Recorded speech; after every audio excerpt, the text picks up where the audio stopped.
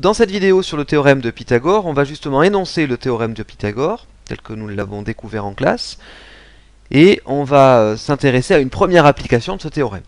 Alors commençons déjà par rappeler un petit mot de vocabulaire, important pour le théorème de Pythagore, du moins pour son utilisation. L'hypoténuse dans un triangle rectangle, c'est le côté qui est opposé à l'angle droit, et c'est aussi le côté le plus long.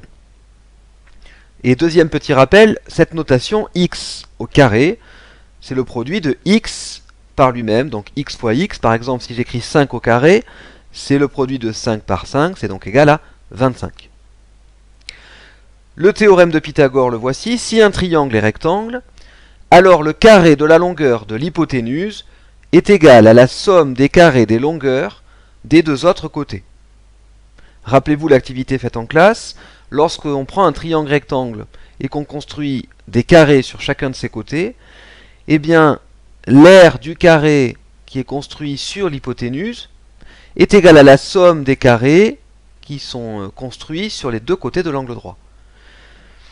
Et enfin, deuxième partie du théorème, si dans un triangle, le carré de la longueur de l'hypoténuse est égal à la somme des carrés des longueurs des deux autres côtés, alors on pourra dire que ce triangle est rectangle, et le plus grand côté est alors l'hypoténuse.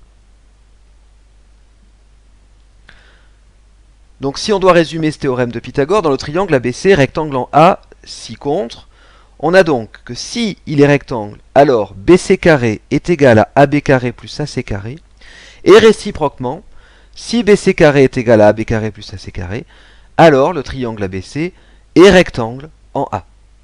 Donc vous l'aurez compris, ce théorème va servir à deux choses. Il va servir à calculer une longueur dans un triangle rectangle lorsqu'on en connaît deux, ou bien, lorsqu'on connaît les trois longueurs, il va servir à vérifier qu'un triangle est rectangle.